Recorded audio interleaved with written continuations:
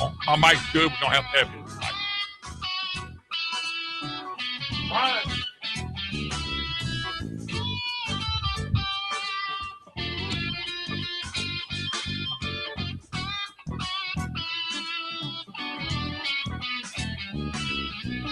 Mike's hot. Hi, hello. Welcome to the Moon Griffon Show. We're on the road, beautiful Baton Rouge, Louisiana, in conjunction with our good friends at Talk 107.3 FM.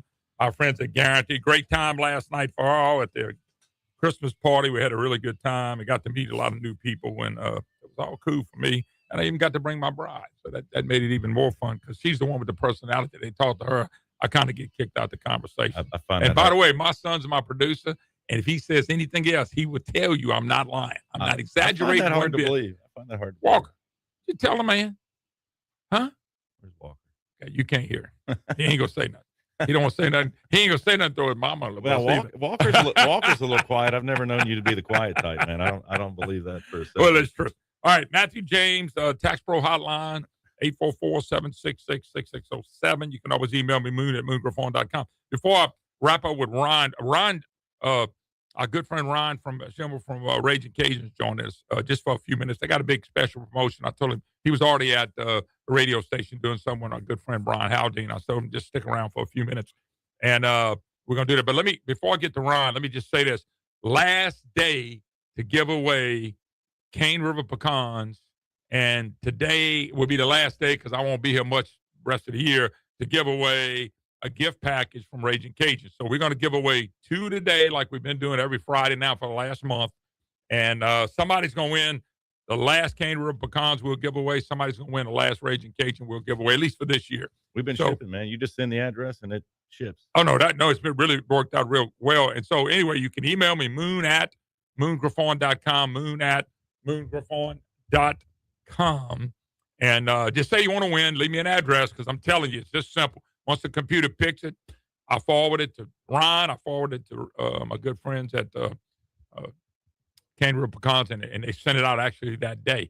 I wanted to read it on the air, but since I don't have it in front of me, I had a guy send a deal the other day for you, saying how much they enjoyed the product. They got the package. The family came in. They used the package. My son has made 9 gumbos now this week. Not Walker, but one of my oldest son, Derek. Yeah. And Derek, every day he sent me a picture of gumbo. I said, what are you doing? He said, Dad, we can't get enough of it. And he's using the Raging Cajun products. I wanted to tell you that. The other story we had to do with Cane River, somebody sent me a deal and said, hey, man, I finally broke down and did it. He said, we said 30 or 40 tins with their logo, with the trio pecans. And he said, my customers went nuts. He said, here was the funny thing. Once they got the design, it was 2 days everybody had the product, just kind of like y'all do, shipping out real quick. So I just wanted to say that because people have made really nice comments. Guess what showed up at my house yesterday? What's that? Cane River pecans. Did you order them? No, Paul. Our CEO ordered them as a Christmas gift. Oh, did he? He didn't admit it, but it just showed up. It shows up. He actually does it every year. He does it. And my son opened them before I could and dug right into the candied ones. They're great. They were horrible. Yeah. No, they're incredible. I just got to pace myself on them. No. Really everybody does that. And I know some people that hide them from their family members. I swear I've had people say, look, I hide mine. I can't afford to stick around the house. I'd buy 2 if I were buying them because the first batch goes pretty fast. So let's jump gears real quick. And by the way, Merry Christmas, folks. Happy New Year. This is I'm gonna do today and I think Monday. And I'm pretty much gonna be done until January. But I do have talks. So Paul Hurd agreed to come in on Tuesday and do the program. He'll talk redistricting and some of the stuff that's going on. So what I want to do right now real quick with Ron is they're having a big promotion, and this is dealing with Costco this time, and this is dealing between now and the first of the year. So tell us what you got going on. Yeah, we just got into Costco, so we've got our 3-pack seasoned black eyed peas. So it's a box. It's basically got 3 bags in the box. It's a special pack, just for Costco. We've been working with them, I'd say about 6 months now, just trying to get in the door. You got to get set up.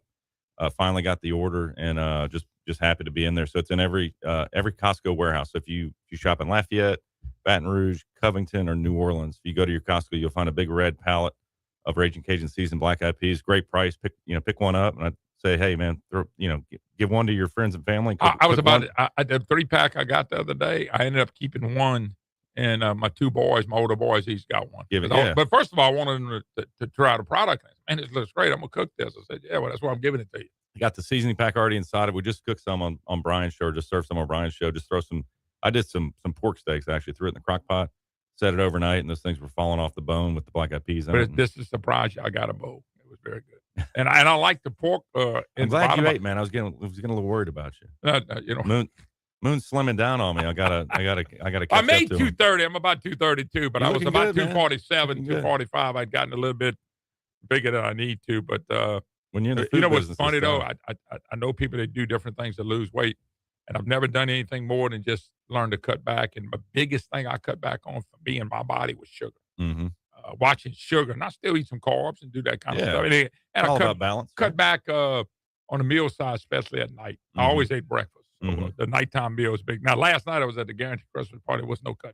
Oh no, you can't cut back at a holiday party. I'm in the food business. My man so it's- Cade over here, who's kind of programming from over here, he'll tell you there was no cutback on the food at the table we sat at, was there? No, it was all delicious. Not Not as What'd they delicious have? as Raging Cajun, but I will tell you that. What'd they have? A little short rib, some green beans. There was Chicken. like a chicken, chicken. corn machu. Sounds good. They had, Little gumbo. I tell you what they did, they had a potato bar.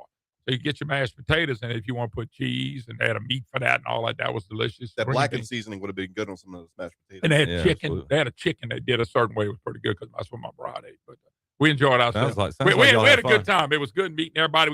I got to meet Kay's wife, but they got to meet mine too, Brian Mhm. Haldane and his Yeah. wife. So it was a good time. When Gordy and them and Flint and them did a really good job. It was pretty It's impressive. not often you do an overnight in Baton Rouge, right? You usually come here. No, I'd be come in- honest with you. If it would have been up to me, I'd have been at home in my bed last night. But when you bring the bride, and the bride says, Yeah. "I ain't driving all the way back late at night." But me, man, I've been to Shreveport and spoke in many engagements, and got out at 9, and that's a 3-hour haul. And I get my ride and go, and I put on a little bit of music and relax and take my time. Kind of pumped up anyway. I'm kind of a pumped up guy anyway. Yeah. So I made a trip. That would have been about an hour and a half ride last night. I would have been sitting at home at 10 o'clock.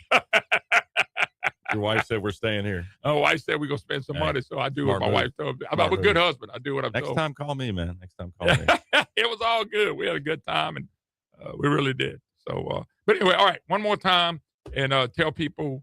Yeah, Raging Cajun seasoned black eyed peas. Pick it up in Costco. It's a 3-pack box, big old red pallet sitting there. And then, of course, the staple item, Raging Cajun Original Seasoning. It's now in Walmart. It's also in Rouse's, all your favorite grocery stores. Pick that up. This is the seasoning we use in the black eyed peas. We use it in all of our box dinners. This is the item. I you need use it for a on little all bit my of everything. stuff too. Yeah. But you got a good steak. When the other day, I pan fried a steak. The sizzling steak. Yeah, I think what I Walter did, likes it was that one it was too. it was really cold. It was 27. I told my bride, I said, I'm not going out there and cooking this cold weather. And I don't mind cold weather. I said, but I'm not going out. I didn't So you feel like just pan going out fried there. the steak. So I took a black cast iron skillet with a little olive oil, a touch of butter, seasoned it well, and cooked it right there on the stove. And that sucker was deadly. The good news Because is the key is the key to steak. I don't care what anybody tells you, is the quality of the meat you buy. absolutely, yeah. And The you don't key, want to 100% the key. And you don't want to put a cheap seasoning on steak. That's why we came up with that steak seasoning, because it's like, hey, let's get a high quality. That thing's got some truffle powder in But it, that's some butter. about really all I put on it. To be That's all you need. Yeah, I didn't put Worcestershire. I didn't do anything else. I don't. See, I'm a little different. I know people take steak and they marinate it. And if you're going to marinate a steak and I'm coming to your house, please tell me I probably won't eat. Yeah. Because all you taste is the marinade. Now I got to tell you, some people love that. Oh, you give me a good piece of meat with some salt and pepper. That's all you need. Yeah. And I'll tell you what, you don't need much more than salt and pepper on it. Steak Or seasoning. your steak Yeah. season. Yeah. That's it, because that got everything in it. But I mean, a little bit of that on both sides, and let it sit there for 30 minutes or whatever, and cook it. And man, I'm tasting the meat with a little bit of seasoning. And to me, that's a steak. Nothing wrong with You that. know, if somebody wants to marinate, they can do that. But if you invite me to the house and you do marinate steak, I might need even to know eat about it. it. But I can tell you, I might eat it. But that don't mean I enjoyed it. Warn them ahead of time. So Costco, big box. We hope they fly off the shelf. And like you said, just 3 packs in each one. You can save a couple, give them to your kids. Cook one for New Year's Eve, one for New Year's Day. You know, Everybody's going to cook them. little Almost extra everybody cooks them on New Year's Day. Hey, yeah, that's good.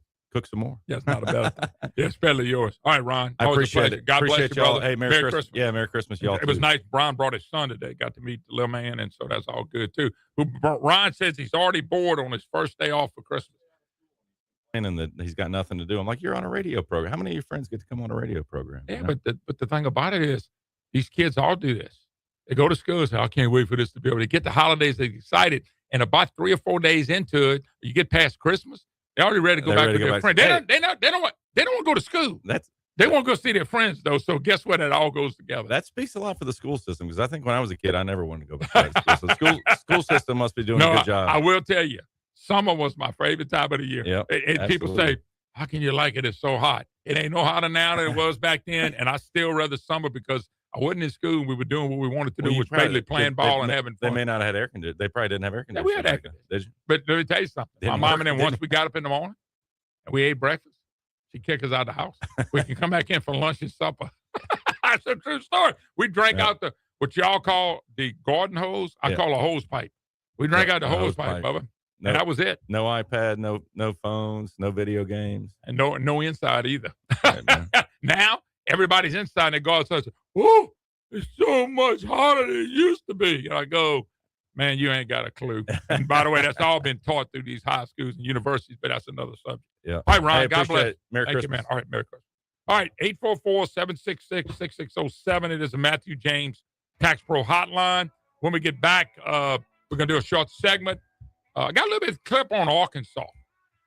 Just want to show you what they're doing. And then we'll take a break. And my boy Steve Malloy is going to join us. Bernie Pinson in at 10 o'clock. So all that and more on the Moon Griffon Show on the road, in Baton Rouge, in conjunction with Talk 107.3 FM.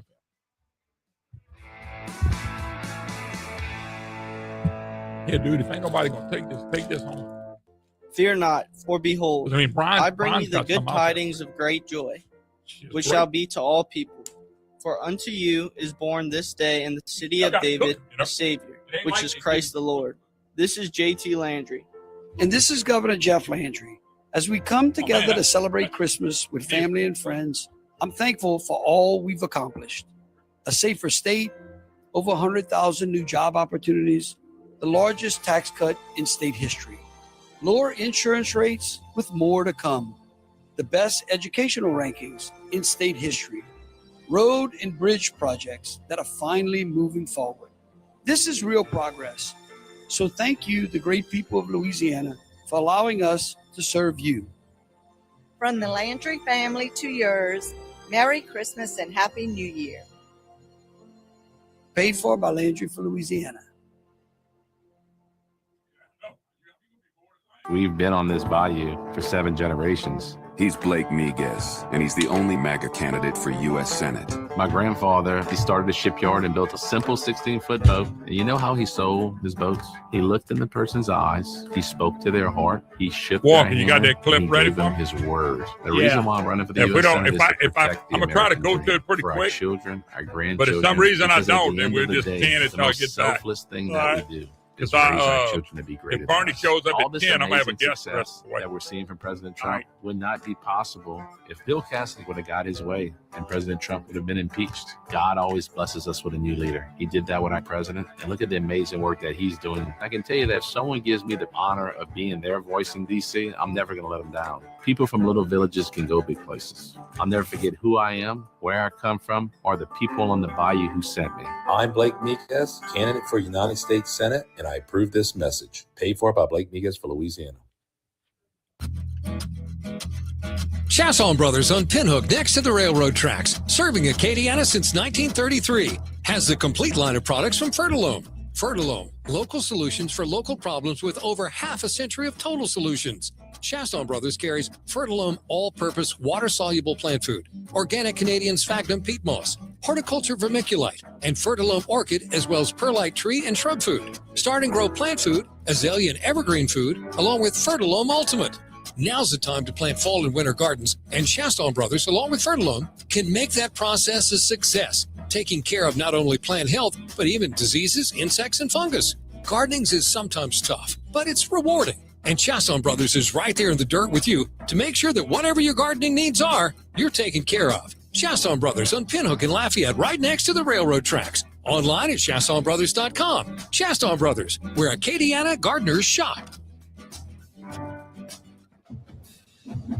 Town Square Media is proud to be the broadcast flagship of UL Raging Cajun Athletics. Games air on 103.3 and 1420 The Go, News Talk 96.5 KPEL, Classic Rock 105.1, and Hot 107.9. And Town Square's UL Booster sponsors are proud to support the broadcast of UL football, basketball, softball, and baseball. Please support these great businesses and bring all of the action into your car, home, smart speaker, on your phone, or wherever you work. If you'd like to become a UL Booster, it's easy to join the team. Join the broadcast of UL Raging Cajun Athletics by becoming a UL Booster. Just contact Mary Gallion, 337-962-9026. Thanks to some of our UL Booster sponsors, please support these great businesses. Fisher Early Childhood Development Center, Burton-Nose Automotive, Dixie Flooring Outlet, Values, and Acadian Ambulance.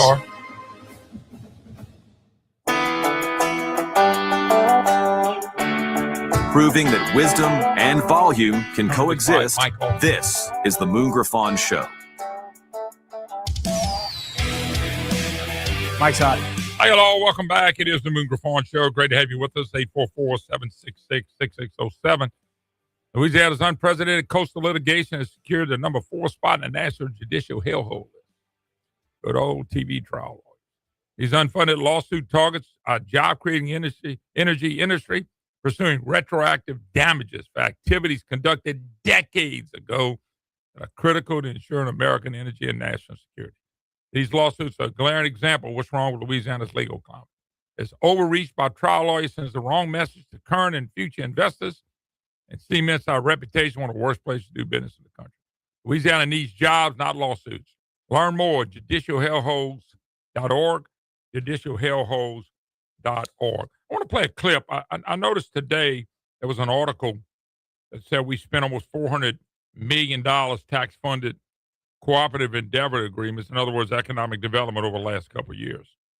Football bowl games, festivals, facilities. And we spent a lot of money buying companies. I don't know why I think it'd be better just to make it the friendliest business state in the country and don't ever buy a company again. That's where I want to get to. Now, my plan doesn't cost the taxpayers any money. What it does allow businesses to come in and not have to pay any kind of Louisiana taxes. And I'm talking about business taxes because we're the friendliest business state in the country, and we're going to compete with everybody at that point. Then this popped out yesterday. Do you know what people are flocking to? You know what state people are flocking to because jobs and businesses are growing? You'll never guess in 100 years where they're going. Listen to this. Am I reading here? The Atlas Van Lines announced that Arkansas is the #1 state to move to for the second year in a row. Everybody's flocking to Arkansas. In the spring, in the summer, during Christmas, in the fall, whatever, they're all going to Arkansas. You must be doing something right. We like to think we're doing a lot of things right, and we're glad to welcome people to move into our state. We just like to remind them not to forget why they left some of those other places in the first place. But Arkansas's economy is doing well, our state is thriving, and people are taking notice, and they're moving to our state in huge numbers for the second year in a row. #1 state in the country that people are moving into. They like what they see. We're proud of our state. And we're really excited that we continue to do so well and that other people are taking notice. But this is the second year in a row. I mean, this is the Sanders movement is what this is. It's like coming down the I-95. I don't know. I'm not really sure where Arkansas is. Whoops, I shouldn't have said that. Arkansas is doing so well. Even guys like you are going to be flocking to our state. So we can wait to welcome you down there. You keep promising you're coming to see us. Hopefully that'll be soon. If we keep putting up numbers like this, you'll be forced to come and visit. Well, you're right about that. What am I reading here? All right, that's it. All right, so I listened to that and I'm going, we're talking Arkansas. I cut on Arkansas. I've been through Arkansas, a beautiful place, and they got a lot better roads than us. Arkansas kicking up. And that's why, see, I'm going to go back to Bill Edwards. Bill Edwards was a horrendous governor. It doesn't matter what anybody tells you about the man. It was horrendous under him. State in crisis. This is an article that just popped up 2 days ago. This is a national article, just like she's on Nash. That was Governor Huckabee. and was on a national program, and they were bragging about Arkansas. And here's one here, Louisiana, state in Christ. Louisiana ranks 4th in America for population decline. Coastal moving services is what they're going by. They were using a service on that as well. 2020 through 2024. But the problem, 2020, Bell Edwards was the governor. 21, Bell Edwards was the governor. 22, Bell Edwards was the governor. 23, Bell Edwards was the governor. Bella, if you go, look, I try to tell this to people. You go look at Bella's. I ran into a trial attorney, big old popular trial attorney, bragging about Edwards until he met me. And then he didn't get to brag anymore. Didn't even understand the numbers I was trying to explain to him. And he's an attorney, and he don't even use facts. He was using just things out of his mind. And I kind of laughed at him, and we kind of got into it. The people in the office went, "Oh my God, I never heard anybody talk to somebody like that." And I wasn't disrespectful. It's just the guy had so much clout, nobody would ever challenge him. And of course, being the nice guy, I did. That happened under Bell Edwards' watch. And if you go look at the census from the time Bell Edwards went in to the time he left, you're going to see people that have left this state, and they went out in droves out of this state. During the Bell Edwards, and the longer Bell Edwards stayed in, the more people left, and he didn't care about jobs and businesses. He cared about tax increases, federal money, and Medicaid expansion, which, by the way, was his greatest accomplishment, which is getting more people dependent. 70,000 people right there at the end of Edwards' end of his second term. And now I got to tell you, Landry and them have come in. They're claiming there's a lot of jobs out there and all that. And I hope all that's correct. I'm not arguing with them at all. But we ought to start seeing the difference, because now we way below Arkansas, which makes no sense at all. No, Arkansas is a real natural state like us, but I don't think Arkansas has near to offer what Louisiana has to offer. Why is Louisiana's population falling so bad? Speaking of Louisiana Network, demographer Greg Rigamer said the population reduction is largely due to Louisiana's poor state of economy, and he added that's not a good sign. Louisiana is a poor state. The average household income is about 2/3 of the United States. Our poverty rate is about 50% higher than the United States. And I've been telling you, we made it easy to be poor, so that's who's staying here. Okay? Saying the governor, Landry, is going to have to work even harder than ever. Well, I said that when Jeff came in. Jeff, you coming into a hellhole with Bell Edwards. Bell Edwards caused a lot of this. You people that keep thinking Bell Edwards was some kind of great governor, he wasn't. He had a lot of money because of the $7 billion in tax increase. You know? He says we don't have a too great of a track record. So, hoping Jeff can turn us around. It seems to be doing a lot when it comes to jobs. But I just wanted to let you know, Bell Boys record. Arkansas kicking butt and taking names. When we get back, Steve Malloy.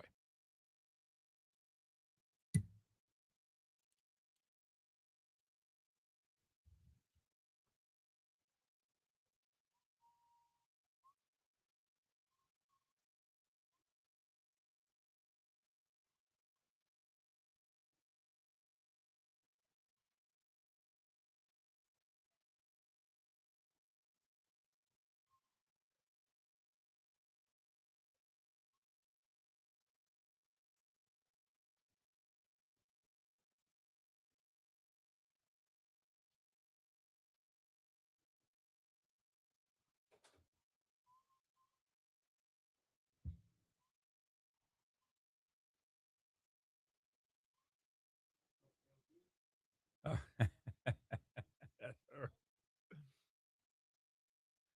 That is 100% her, bro. Yep. Ron and them like him, but I'm telling y'all, he'll get his ass whipped. I'm convinced about that. Closed primary. Look, man, the dude's anywhere from 22 to 28, 29. He's a two-time incumbent. It's horrible. And he has nobody excited about him. These people going to vote against him in that closed primary. Well, he voted to vote guilty, but you got to remember, it's worse than that. He didn't. He said, "I'm not voting for him. He needs to drop out the race." He said all that. Trump would pound his ass. Trump needs his vote. Trump needs his vote. So if they can beat him without Trump being involved, they're going to beat him, and then they can never say, "Well, Trump beat me." And I think the true Cassidy is going to come back. But that's just me. We'll see. I might be wrong. Here's what makes me nervous. So the Supreme Court is still not ruled on the Clear Fields district. Here we are around Christmas. If they put that back and keep pushing it back, they're gonna have to take the May, June closed primaries. They're gonna have to move them back farther. You can't do it in June, July, August. It's summer, huh? Yeah. So October 15th. But the problem is, we're gonna end up having the same Clear Fields district. Number one, and number two is they're gonna get rid of closed primaries, which would favor Cassidy at that point because the Democrats can go. So he would be favored at that point. Now, if he got in a runoff with a Republican, he still has the same problem. So he's hoping they keep pushing it back because eventually they'll just say we're not going to have closed primaries.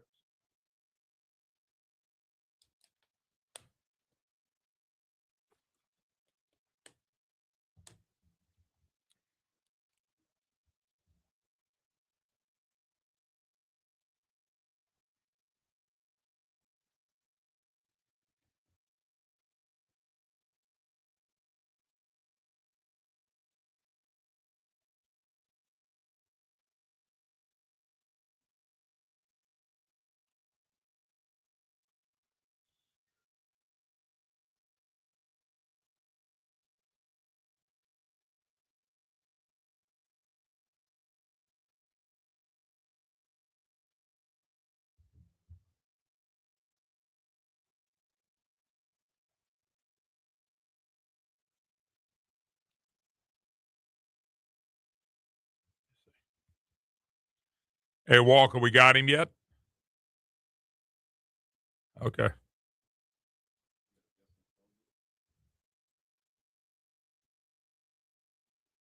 All right, great. It's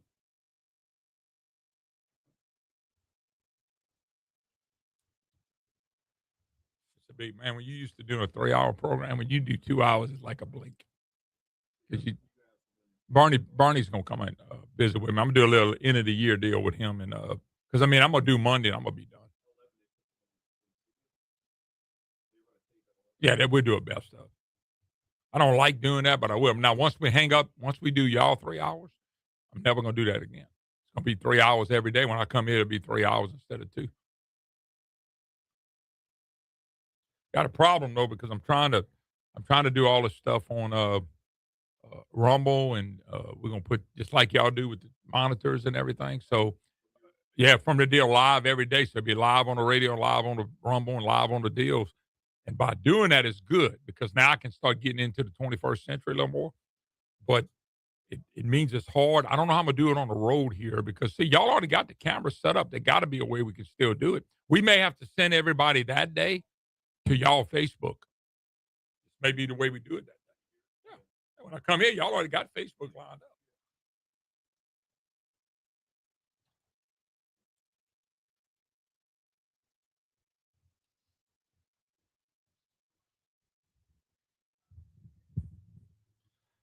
If nothing else. Anyway, welcome back. Moon Griffon Show, Matthew James Tax Pro Hotline. 844-766-6607 is the number. And I know the guy that's my next guest is listening to this, and he's probably thinking the same thing. You are pretty loud. His name is Steve Malloy, senior fellow at the Energy and Environmental Legal Institute, former Trump EPA transition team member, junkscience.com. My man, Steve Malloy. Steve, how you doing, brother? All right, walking on, get him. I got him now. How you doing, man? Yeah, I said when they played that intro, if nothing else, I'm the loudest mouth in the South. I said, I bet you laughed at that. You probably appreciated that a lot. Golly, I can have fun with you then. Actually, I can always have fun with you. That's what I love having you because not only you're informative, you're entertaining. So let's jump right into it. 10-year anniversary of the adoption of the Paris Climate Accord in December 2015. And of course, by the grace of God, President Trump has got us out of that. But talk about the devastation of the Paris Accord.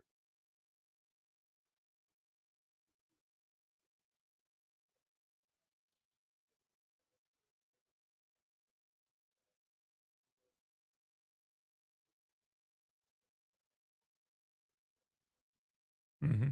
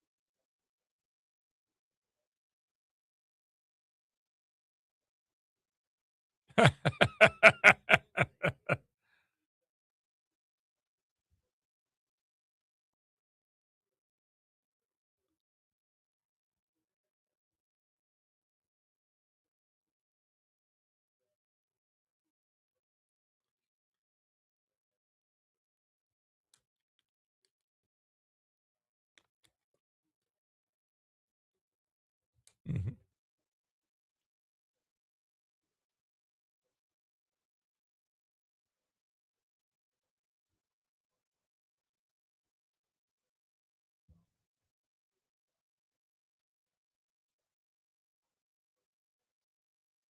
Mm-hmm.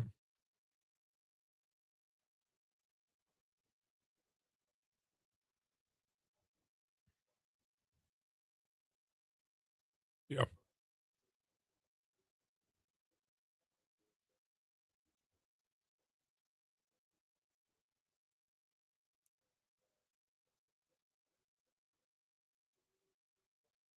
By the way, let me just say this, Steve. People that want to read, you put out a great op-ed piece in the Daily Caller. It's Steve Malloy, Paris Climate Deal Now, Decade-Old Disaster. One of the things you talked about, $10 trillion. I want people to be reminded that's taxpayer money. That's by governments with no sense in taxpayer money. And everybody's debt has skyrocketed since then from doing stupid crap like this, including the United States of America.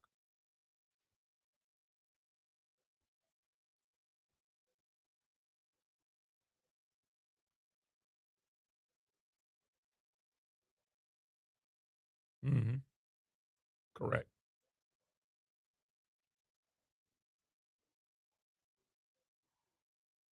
Yeah.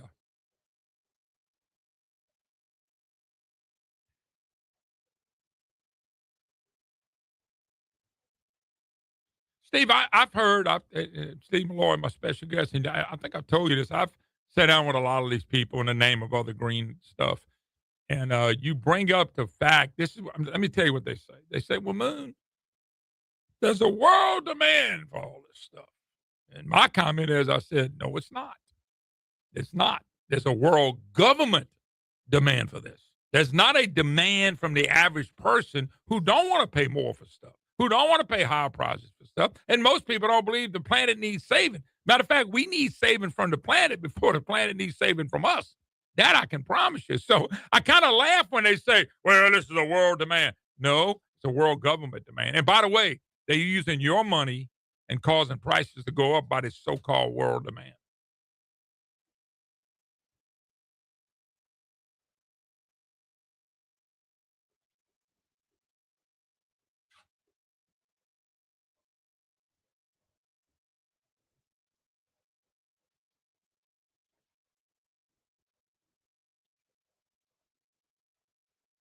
Yep. Yep.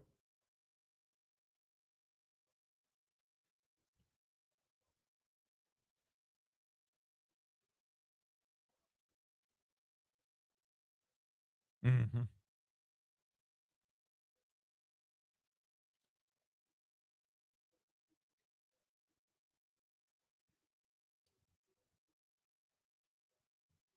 Yeah.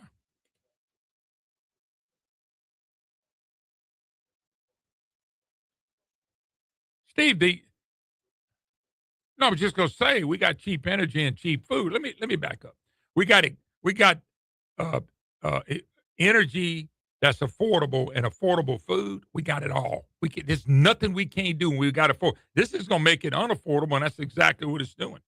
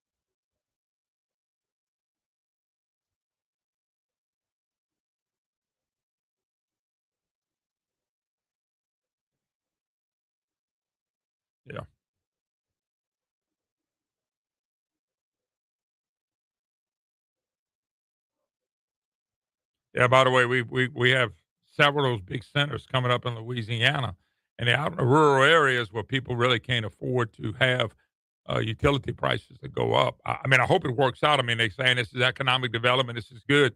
I'm always a little leery. I always back up and say, okay, prove, show me. I'm in a state now. Show me. Don't tell me about it. Show me.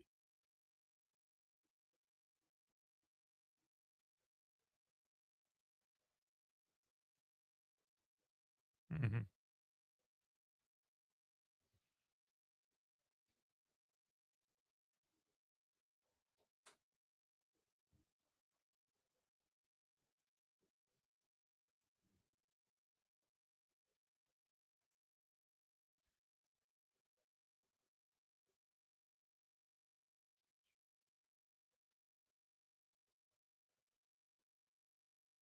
Yeah, I know you did, but I won't get you to make a comment on the air. So we were fortunate enough to have Interior Secretary Burgum on with us.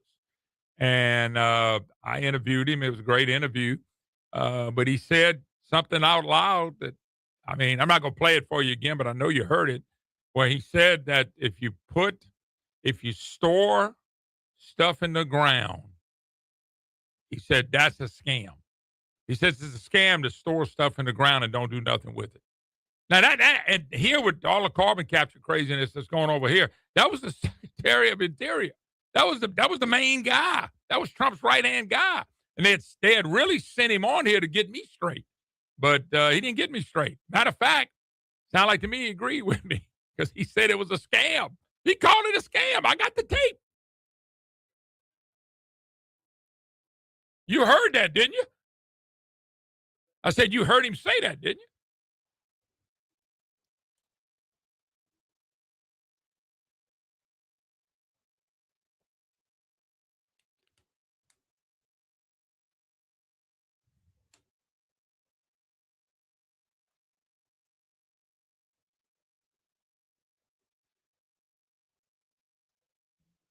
you? Yeah.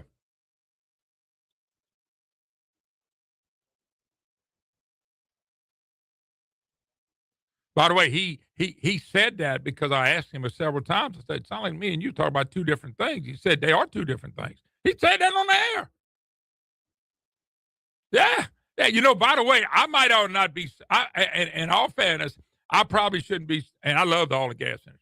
Maybe I shouldn't be hard on them because in our state, not only the trial lawyers, the big trial lawyer like John Carmouche, they're suing the hell out of all companies over here. I mean, they got 41 more coastal lawsuits, and so maybe they're trying to find out a way to make some money back because if this Carmouche fella keeps winning, all companies are going to be drained here.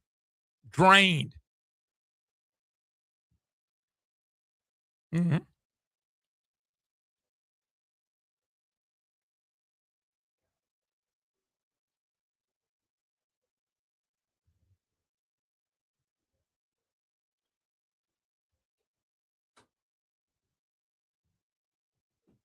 Yeah. No. Let me take a break. A few more minutes. Steve Malloy, of course, dealing with the Paris Accord. Great article that he just wrote. It's in a Daily Caller, among other places. Let me take a break. Be right back. You're listening to the Moon Griffon Show, Baton Rouge, in conjunction with Talk 107.3 FM, guaranteed broadcast, and be right back.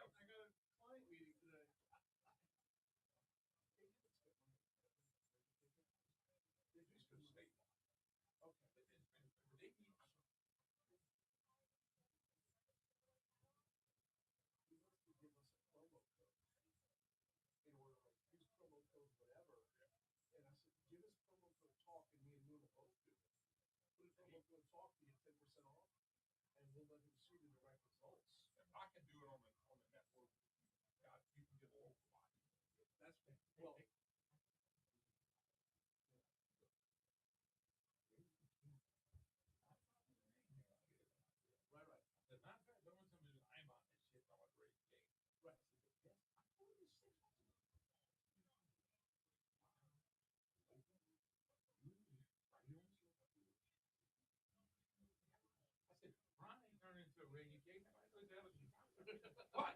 We're talking season. We're talking mixes. Right. I've been 6, 7 months long. Right. So you could hit him up again. He's still here. He's still here. No, they just left. You call him and take him to lunch. As a sales rep for that. Who? Will, the guy at the FFL station. Will need to jump on that. Because I'm telling you, I told him now, it's the way he came to man, he found it. LSU type of man thinks the way he came like he did. Right. I hate to say that. Well, and you get the color scheme too. Oh no, you got that's good. Another good point. But Brian, I done laid the foundation. We need to go sell it now. Told him he needs to spend at least $1,000, $1,200 just here. I told him at least start out with $600, $700, $800. I mean, doing something 3 days a week or whatever y'all can do it for that. I begged him. He said, well, let me look at it. We're going to look at it. Our budget. I said, man, I'm just telling you, this is your home area. Okay. The state, but Baton Rouge is big for y'all. You got to get people here buying it. Because I'm going to tell you, when you look at the colors, it looks like total copy. You thinking UL here? You thinking? I know. I live over there. I get the vibes from both sides, but here's the problem UL got. That's what they are. I was going to say, here's the problem. They little sisters. Hey, the problem is they want to be y'all, and it ain't happening. It ain't never happened. As long as we live in, LSU is the king, and I'm trying to be ugly. I live there, but that's bullshit. You know what they did? Huh? ULM was Northeast. And the first time they tried to do that, Northeast said, we ain't going along. So they did. Years later, they came back and convinced them that let's be in the UL system. Well, Northeast did it right. University of Louisiana had Monroe. They're supposed to be the University of Louisiana Lafayette, and they took the Lafayette off. They call them Louisiana. And that ain't right.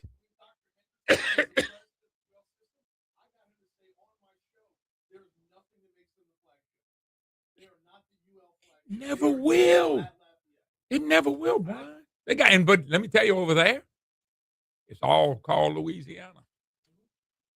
Still ain't LSU.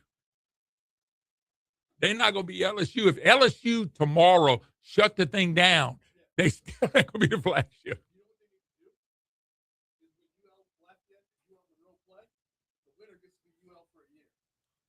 In football? Hey, good luck.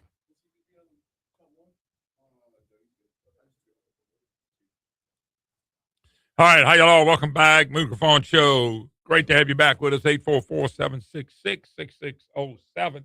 Hey, Kate. 766-6607 is the number. Thank you, sir, for an hour. I appreciate you. I got to give Brian some, too, and that hurts me. That kind of hurts me. Okay, because I got to give him some money, and I'd rather him have to give me money. That works better for us anyway, Howdy. Kate, thank you very much. Howdy's going to send his two producers today. Of course, Walker, as always, 844-766-6607. It is the Matthew James Tax Pro hotline. Of course, Steve Malloy, just one of my favorite guests who's got this right. Steve, you in the article, I know you got it in one place. Is this an article that people can find in other places too?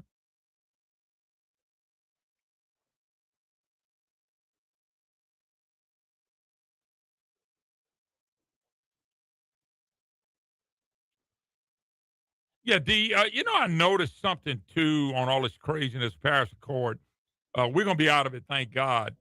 But Russia, China, all them, none of them ever, if they were serious about this, wouldn't they make Russia and China and India and all these people get involved in this? Because we're dealing, if you look at the world's population, you had China and India and Russia, you're probably 40, 50% right there. I mean, yeah, just this pure population.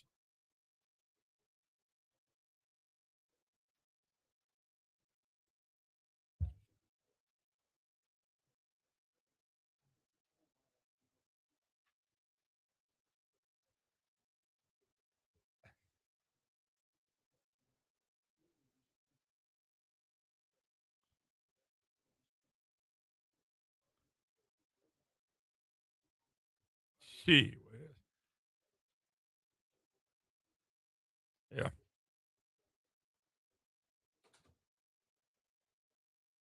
Yeah. One of the things I like to have fun with you on is, and especially at your website, junkscience.com, is you talk about, and I want you to name some of them, some of the promises or some of the things they said would happen to the United States if we didn't do all this. I mean, AOC, what was it? She said 10 or 12 years. I think that was 8 or 9 years ago with the planet, whatever. So can you tell us a few things that the craziest stuff they said, Al Gore, Kerry, her, all these predictions where none of them's come true?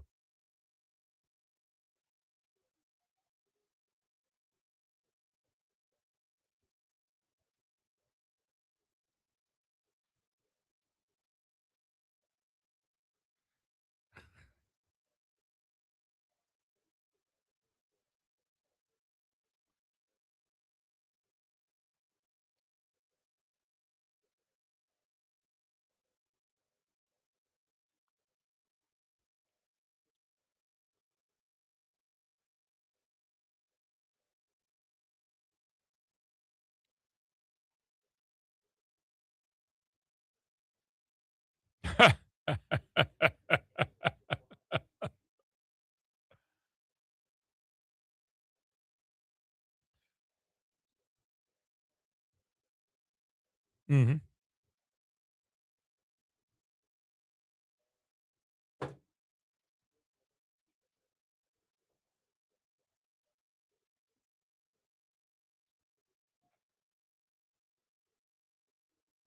Mm-hmm. Yep. Well, I'll tell you what, this week in Louisiana for the next 10 days, I'm counting Christmas and just about New Year's. We're going to have an average temperature of 75 degrees. So much for freezing over. That's right. I looked at the weather. When I'm off, I'm always looking at the weather to see what days I'm going to go fishing. I looked at the weather, and let me go see if I can put up. So I'm laughing because it's always been like this in Louisiana. I remember when I was a kid, Lord is my witness, playing outside barefooted. I remember at Christmas, you couldn't hardly go outside. It was so cold. And I was climate change. Yeah, look, I'm looking at it now, Brian. You looked at me? Starting tomorrow, 75 degrees. Through next Saturday, 73 degrees, 76, 73, 70, 56. Now, you may say, well, that's global warming. No, that's Louisiana, Steve. That's just Louisiana, brother.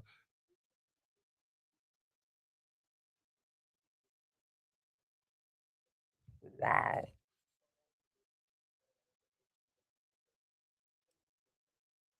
Well, I saw when we had these big cold fronts and ice fronts come, but they seem to come down and go east.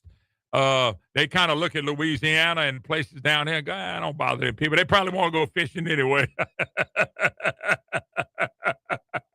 Yeah, but the thing about it is these people that makes all these predictions, they'll never hold to the same level at all. Yeah.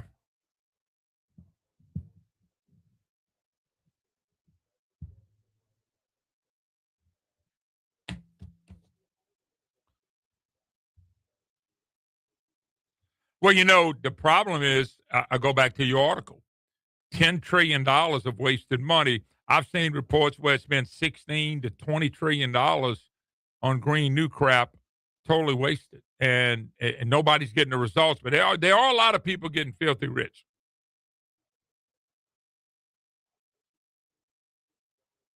Yep. Well, you know why? Because they don't feel like it affects them, but I tell people every day and try to explain it. That debt and running up debt and printing money causes inflation. And everything you pay in higher price has to do with that dang debt. Everything. So, yep. Hey, yeah. Have you watched the deal in Minnesota? There was an order that came out today that said $18 billion in fraud. Anyway, I got to go, my man. Listen, thank you very much. You have Merry Christmas. Yes, all right. All right, we got to get out of here. We'll be right back. Yeah, by the way, he was listening. This is a national guy. They were listening today. Burgum came on my program and said putting something in the ground and just leaving it and not doing nothing is a total scam. He said it. I mean, and then he said I said, sir, it seems like we're talking about two different things. He said, we are. He said, we've always used the carbon to send oil up, the carbon dioxide. He stays in there, ain't no big deal. He said, but that's using something. He said, what they putting in the ground, storing it, is a scam. Now, this is Trump's right-hand man. And I got him on tape. Matter of fact, check. Well, let me tell you how this all got started, so you appreciate it. I get a call by these lobbyists, and all of a sudden they ran all these people out. And I've met in meetings with all of them, Brian. What's the company over here, Air Products? Meet with them. I met with every one of them. And look, we have great conversations. I learned. And they don't argue with me on what I'm trying to say because my perspective is only looking at how much money in debt. I didn't get into property rights stuff. Okay. I'm not even in that. But I'm not getting in that. In other words, you got to watch my angle. My angle is that this is ridiculous to spend money to do that. I'm gonna stick to it. But this guy came on. The people that booked him, I said, y'all hear what he just said? Both of them said, yes, he should have never said that. We're gonna have to straighten this out. This is the people that booked him. And I went, but see, when he came on, this is the problem. He came on to talk about oil and gas. Fine. He came on to talk about when they used the carbon capture to put the oil out. Fine. It's a process that's been going on 50 years. They didn't expect it, but I kept just kind of, if you listen to the arguments that I was making, he finally just said it. So I got the tape. I play it every day if I want to. Not, but I could. But that was a mistake he made saying it because now it's in public. So this guy, Jason Osik, who was a rep out of he's with the energy something, petroleum, whatever. He said, dude, that dude just said we've been saying for a long time. And that's why I think carbon capture itself is a joke. But there's a lot of money, and they do make the case overseas. People aren't going to take the price. I get all that. I get it. I understand it. But I don't think I'm worried about, Meta. Yeah. I get a call from Lyle Miller. He's one of the smartest guys I know. He said, man, he worries me a little bit about what's going on up here. He said, it's great right now. I said, well, what's the problem? It's supposed to be a great price. He said, it is. He said, but I'm worried about them running out of money. He said, keep an eye on a stock called Oracle. I said, okay. He said, because then there's Blue Owl. Yeah, they just put the American rights. That's them. He said, my problem is they're doing all this stuff or they're going to go bankrupt or run out of cash. He said, they got some people up there worried. So Blue Owl and Oracle are tied together. Well, one of them is pulled out of Meta already. So he said, man, what worries me, he says, cash is king. When you're spending that kind of money in the billions, he's worried they dig in too deep and it could cost them. Those people need those jobs up there. There's a lot of construction jobs right now. But he's real concerned about them. He said, keep an eye on Blue Owl. He said, you see them go bankrupt. He said, they're going to shut some of this down. I said, no, you got to be. This is not a. Blue Owl's not Meta, but they are something to do with the financing part of it. There's a funding deal with Oracle and Blue Owl. It is, but Brian, they all connected in building this stuff in investments and money. Meta is Zuckerberg, ain't it? Yeah. He's worried about them going broke. He said, look, this ain't no right winging nut dude. This is a smart son of a bitch. Come on in, Mr. Bernie. Merry Christmas to you, man. Bernie, we're gonna kind of do a year-end deal. I got a few things to throw at you. Remember Brian Haldane? Oh, you said yeah, we came to the guarantee party last night.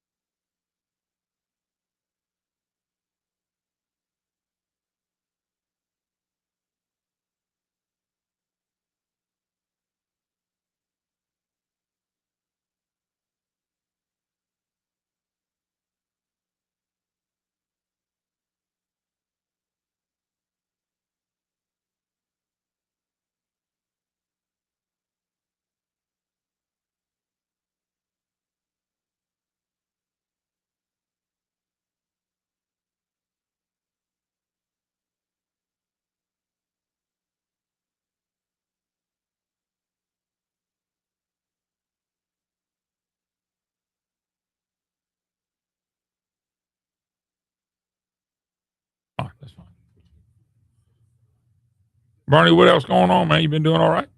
I've been doing all right. Yeah, I get. Yeah. Ain't nobody running into the ground lately. No, you got this new deal. Well, I don't know if I want to talk about it.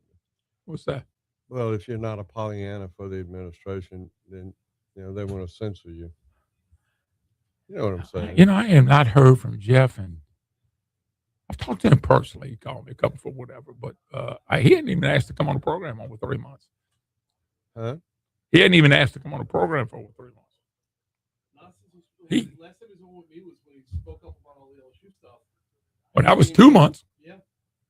I ain't heard. I mean, when I tell you I ain't heard from him, now I've heard from lawyers and with the Corbett and all that stuff, and I think that was kind of him. Well, I wasn't talking about him. I was just talking about some of the, people like Philip and Julie, and others. What you mean? Well, they want everybody to say how wonderful they did, and well, it's the same thing with Trump. I told one of them, I said, "Good luck." I said, "You tell me all this stuff Susan Barnett did, and all these investments," and I said, "How's it working out for Trump right now? It's about people's life on a daily basis." Moon. All politics is. Yeah. It's about that day, and it's about local too. Well, everybody liked John Bell. He never did anything, but you know what? He was likable. He was likable, but John Bell had the same thing Jeff happens to have right now too. It's called money. When you got money, people in Louisiana are happy. I mean, the state. They're not happy. Well, they got money, so they're not bombs away like they were. Oh no. And Edwards had lots of money because federal money just kept pouring in. And I still say increase taxes $7 billion. I can sit here and show you every penny. It's a lot of money. Sales tax 0.1 cent for 27 months, 0.45 for 6 months. And they stole the Trump tax credit cut. When Trump cut that money, the state took that money. It was $300 or $400 million that we should have been getting from our tax breaks. But the way we did our taxes, how we wrote them off, all that's changed now. You don't get that anymore. The state gets it. That was about $300 or $400 million. It was a lot of money. Well, they got 100-something million sitting in the bank right now. Do you think they're going to give it back? Oh no, that ain't happening. You ain't never gonna get no money back. That's not government's job to give back. That ain't happening. Well, the one thing about Jeff is, I can say 30% of the stuff he does is stupid and it doesn't mean anything, but he shouldn't do it because it hurts him. But we'll see what happens. You're getting ready to go to re-election this year, next year. You can't do stuff out the box and get in trouble now. You can't, because now is when it's going to add up. Right. She got our mics back on.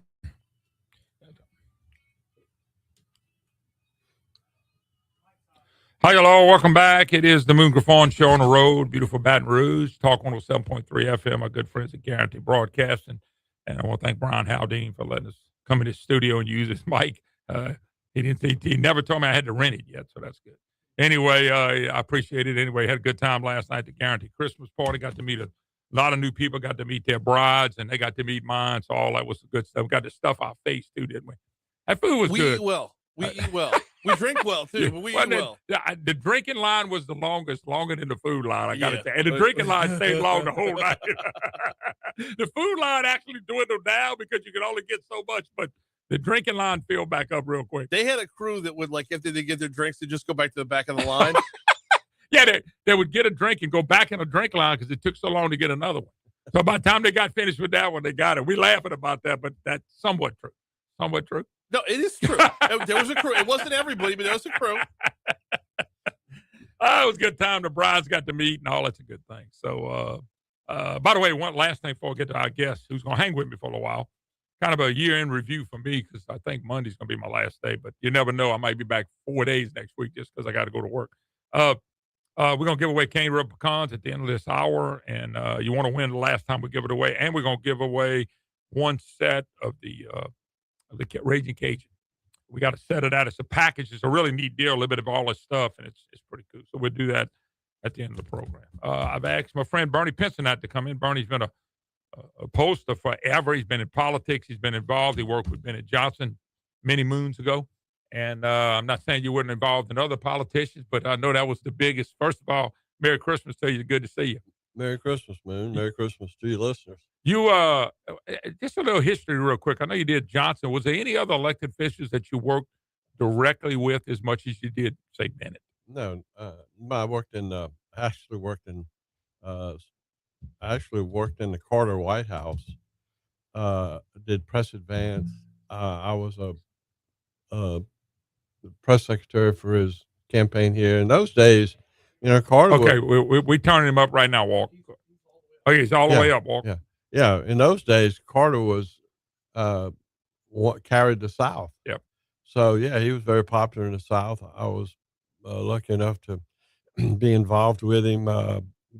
Did press advance, worked in the campaign. Yeah, but can we be blunt, Bernie?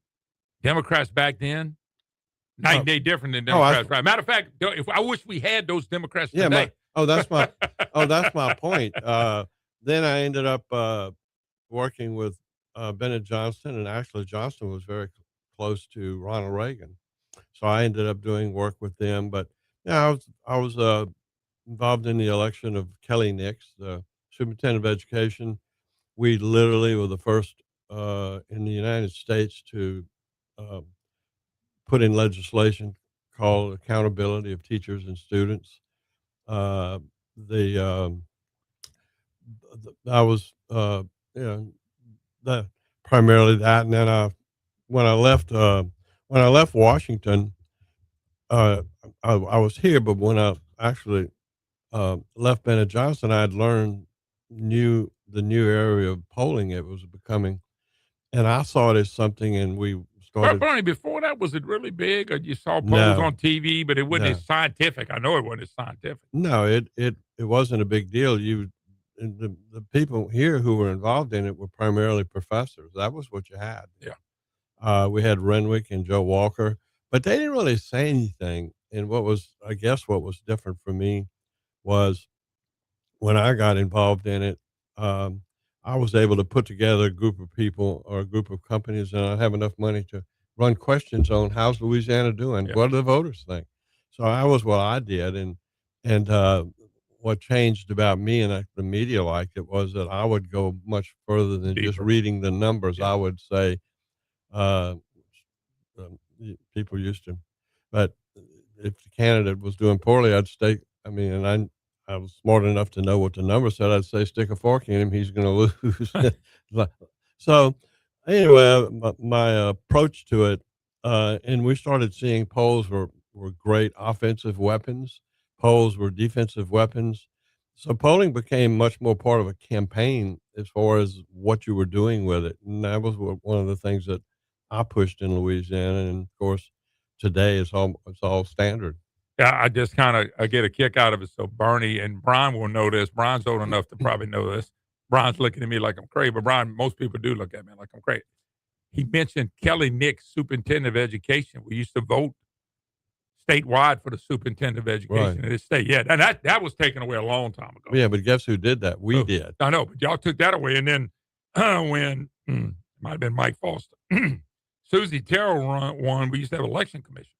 Okay, remember that? We took that away. We got rid of that. Yeah. No, but Kelly ran, and we all thought as a group that it was outrageous that the superintendent of education should be elected. We thought it should be appointed by the Board of Education and not be a political job. We didn't think it was fair to the system to have an elected official who was constantly his only worry was trying to get reelected. Well, you had that, but let's go to the election commission. So I remember, I forget the guy that was there forever. Jerry Fowler. That was one of my first big targets in my young career. Jerry Fowler. And the reason was that he was so tied with the Democrats. We saw Republicans kind of grow. And then they always had some funny stuff that seemed to happen, whether it did or not. People thought it did. And we always thought, boy, that's kind of odd. So when Susie Terrell won, her goal was to get rid of it. Got rid of it. She had a job for 4 years, and that was it. Yeah. And by the way, they moved all that back under the Secretary of State, which I think most states at the time were already doing. Right. So Bernie, on let me move on another one that you probably have some polling data on. In other states, How do they elect most of their judges? They're elected, they're appointed. There's all kind of combinations. What is the best way? Is it elected the best way? Are we doing the best thing when it comes to that? At least you can put money, people can go vote. But some of these judge races get out of whack too. But I'm just asking, is there a better way than the other? Well, you could say they ought to be appointed, and look what we do in Washington. The people, Well, that was my next question. Look what we do with the Supreme Court, some of these judges, and we pull our hair out when they get appointed by the wrong people. Well, they appointed all these judges that Republicans dislike now because they stopped Trump's agenda. Yeah, if you want to appoint people, though, the first thing you're going to say is, "Wait a minute, I want my people to appoint those judges." There is no such thing as a neutral group of people. No, when it comes to appointing anything. So, I could sit here and say but I don't know if there's a system any better. The bottom line is you can still get a group of people, and we've had that. Louisiana, the Lane Grigsby's and Bollingers and big business and lobby all focused on the appeals court and Supreme Court.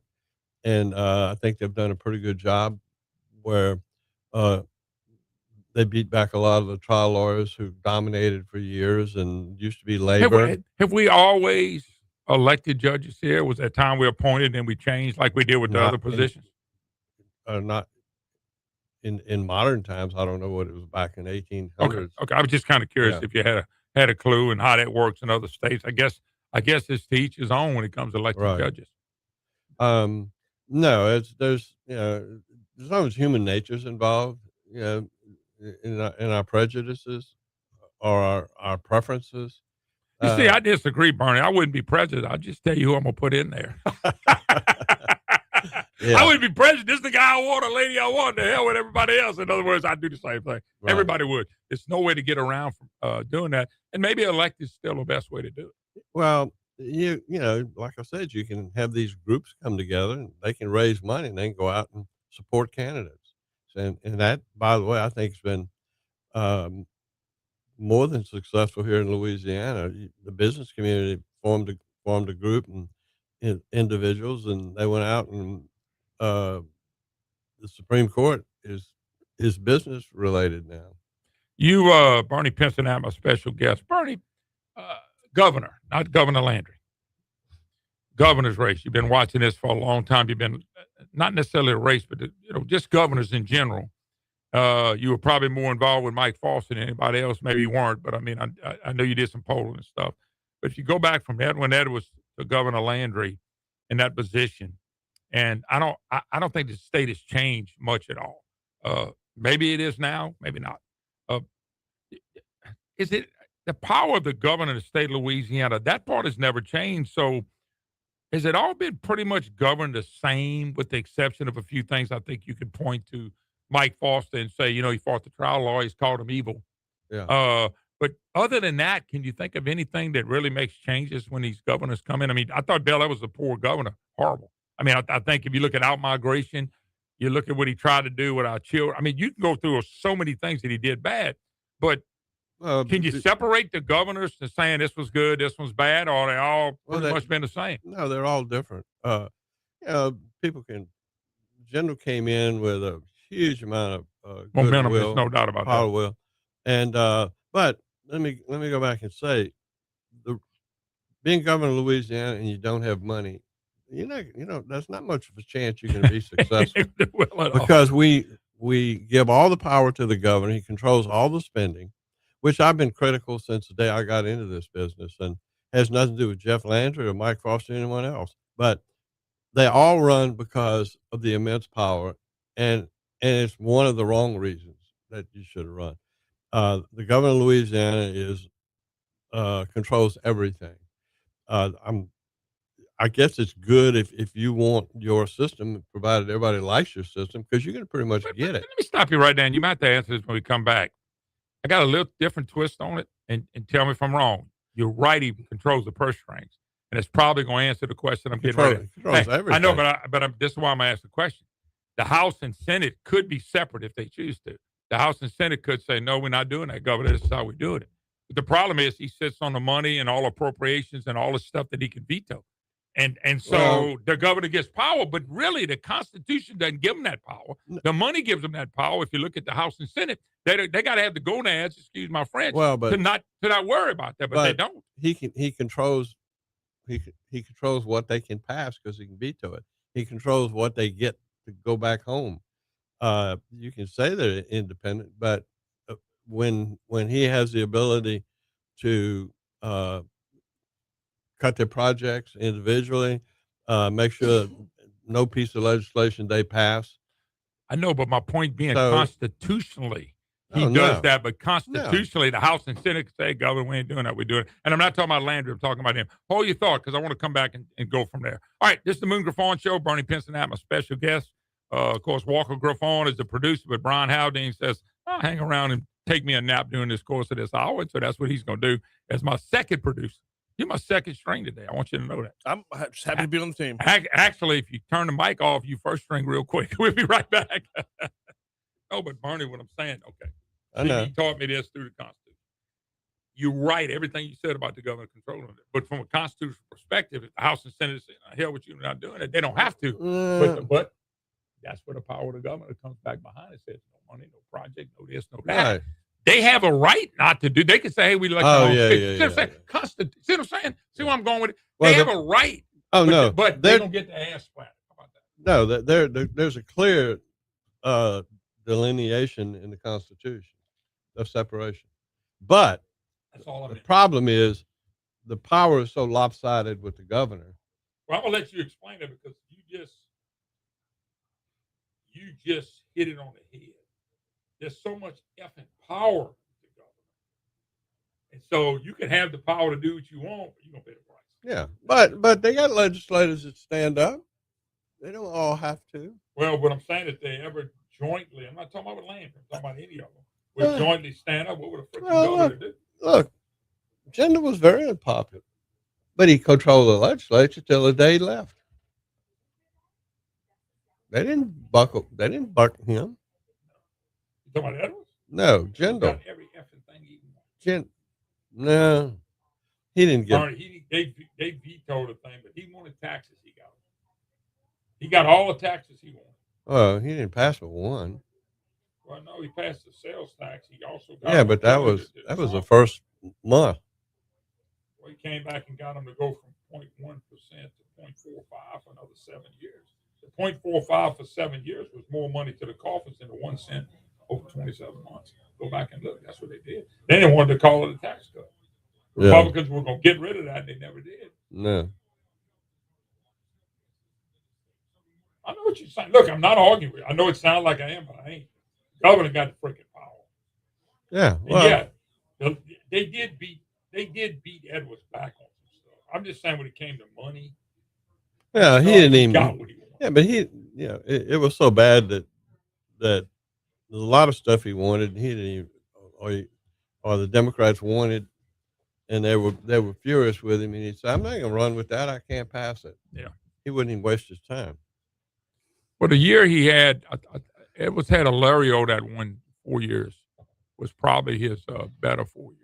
Who? Lario was the Senate president for 4 years under Jindal. Well, under Jindal's last term and Edwards' first term. So that was smoother than when your boy left and it became Shake Snyder and Blank Page. Yeah, that wasn't as good. They wasn't as smooth. Oh yeah, your boy's gonna get in trouble for that Wood thing. They indicted him on. What? Did they ever find it? That's my question. No, not that I know of. How you gonna convict somebody of something that you hadn't found? Right. It was in the It was in his legislative office when he left. I was just kind of curious. I quit watching it, but after I saw Liz indicted, I thought, holy cow.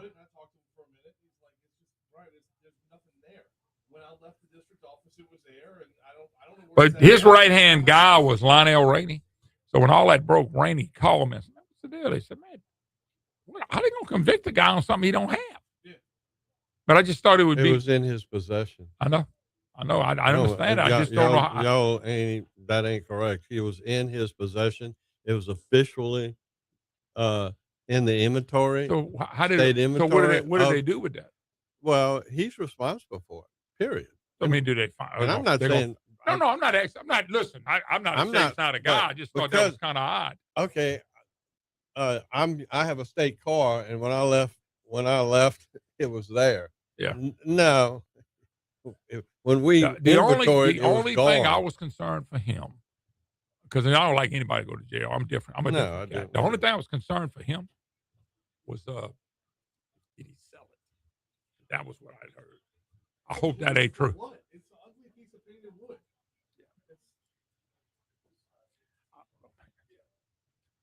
I never talked about it.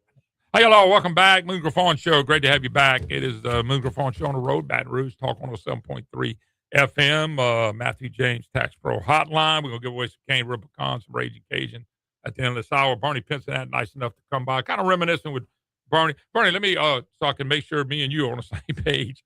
I would not argue with you about the governor's power. I'm a fool if I did that. I've been watching it for a long time. I just said constitutionally, the House and Senate could always go do something else if they want to, but the price they'll pay is that's where the governor's power is going to come in. And is there a way to change that or balance? Because if you look at the Constitution, the House and Senate can be their own separate entities. They can go against, they can vote for, they can stop. He has a right to veto it. He also has a right to cut projects out. I think it was you that told me you wish they changed it. We did all the budget at the beginning. Everything settled and then do all the other stuff after. And then that way they could not come back and change anything. Right. Just your thoughts. You had an interesting story by Tyler Bridges. I was in it, and it was about the governor's power and pushing legislators. He was getting involved in the selection of the one Michael Eccles said. Yeah, the Republican caucus. He's got a caucus. Yes, yeah, and when I was called by the reporter, I said, look, if that's their position, that's their business, the governor has no authority over that. Now, if he does get authority over it, they've given it to him. Yeah. That's on them. Not every governor's going to push pretty much as hard as they can to get anything and everything they can. Let me give you an example of that, which you're gonna agree with. At the end of every session, they could have a veto. They could do a veto override. Yeah. So they got power to override the governor on any bill they want to that had a 2/3 vote, and that's very seldom used. Proving the point, constitutionally they could, but they don't. Now they did with Edwards a couple times, and those were good bills for them to go fight about. But there were a lot of other bills. My point being is that constitutionally, the House and Senate have powers that they don't use, and that's when the governor can come in and say, not governor, once again, this is not about Governor Landry. This is governors in general. They have that power because the legislature won't use all the power that's in front of them. You see what I'm saying? Yeah, well, it's hard to find 53 people or in the Senate, a simple majority, that are going to fight with any governor, just about. Now, there's I'll tell you that what's interesting, though, if you want to know the people who are going to end up being senators or congressmen, it's the ones that don't care about the governor's power. David Vitter didn't care. Never did. Kennedy, as an elected official, doesn't care about the legislature or the governor, and they can't control them. And you know what the public likes? The public likes that type of person to represent them in Congress. David Vitter single-handedly passed term limits. Yep. Steve, by the way, the bill he wanted goes to show the compromise. The bill he wanted was about 2 terms out. Yeah. You can't go run for the Senate and the House like you do now, but all that was negotiated, but he got what he could get. Yeah. And Steve Scalise was a loner. He was an outsider. He was then he was really a right-wing Republican. So there was a guy named Cameron Henry who used to be too. So that ain't even close anymore. Yeah. So if you want to, if you have ambitions to be a statewide candidate and possibly be elected a U.S. senator, even a congressman, being part of the crowd is not popular with the voters when you do run for office. You're part of the problem. And the legislature still, if you look at Poland, still is not popular. Is that right? No. Are they normally never popular anyway? No, they're not popular. And it's looking, I'll say this. In the area, they are. Yeah. Well, look, they spent some money on ads, and they should. But everything they did is sort of for the future. It's good legislation. Yeah. But one of the things that most of them miss is when it's called dinner table politics. Do you think that when people have dinner at night, they says, it really was nice that they passed those taxes to equalize businesses so they'll stay here, or they did this or they did that. And we're announcing all these billion-dollar projects. And, that's going to change the landscape politically. Well, nobody's changing the landscape politically with more money and more business activity than Trump. How's it working out for him? His popularity is so bad it's unbelievable.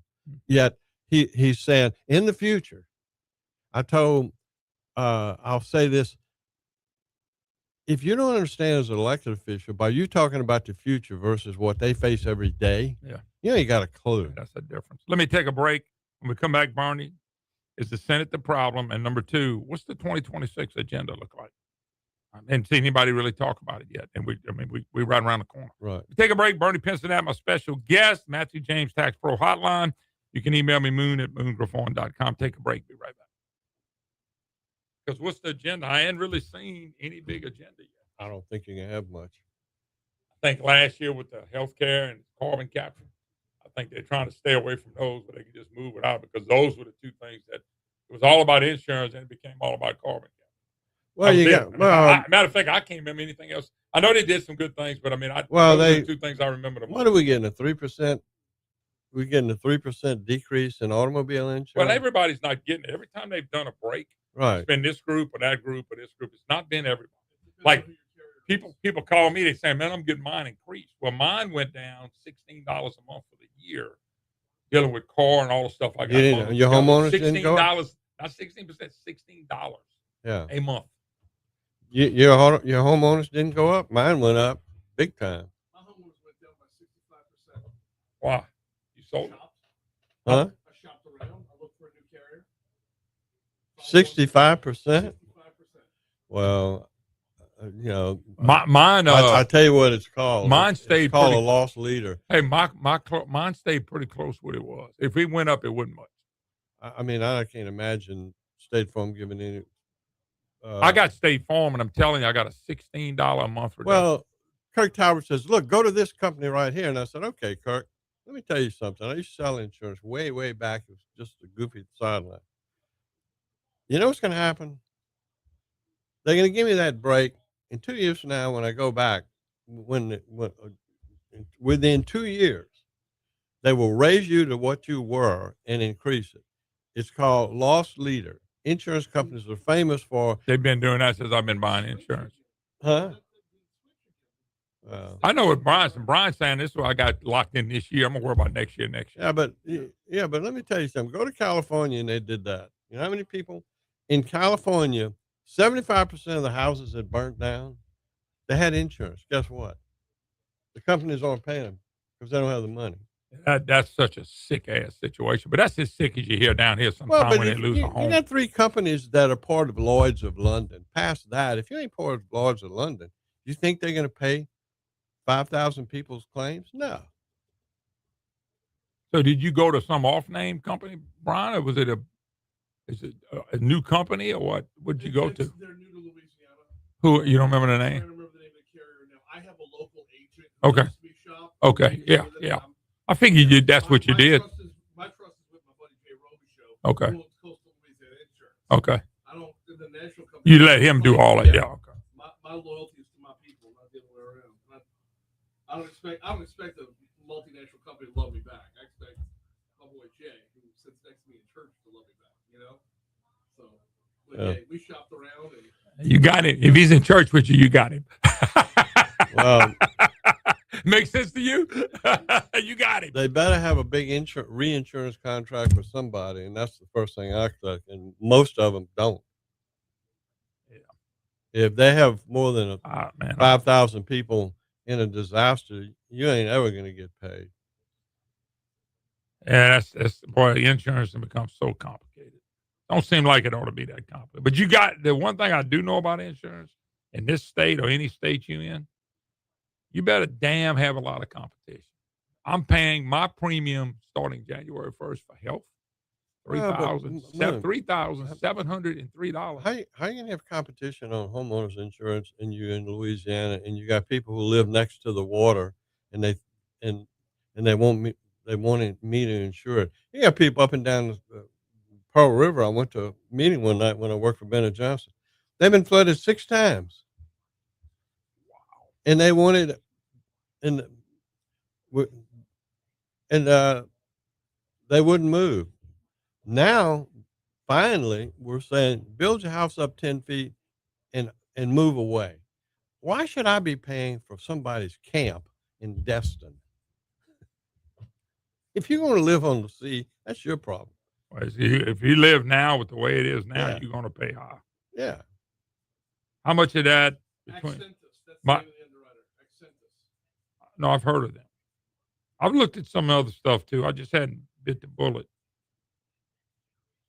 If you know what I mean, I just hadn't bit the bullet.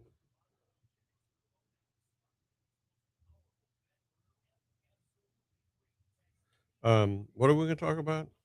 I want to talk about the agenda. Oh, yeah. A little bit on the Senate.